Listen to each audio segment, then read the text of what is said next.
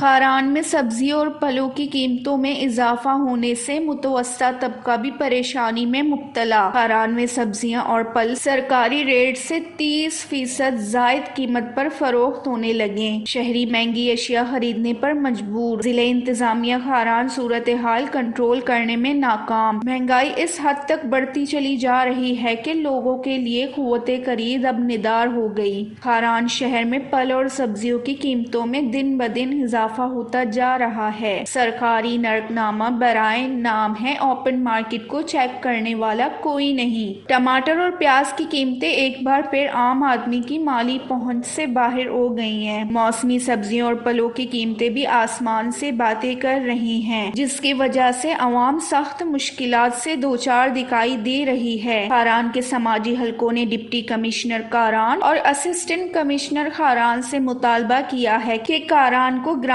فروشوں کو جرمانہ اور ہدایت کی جائے تاکہ اشیاء خوردنوش کی قیمتوں کو کنٹرول اور عوام کو زیادہ سے زیادہ ریلیف دی جائے۔ وش نیوز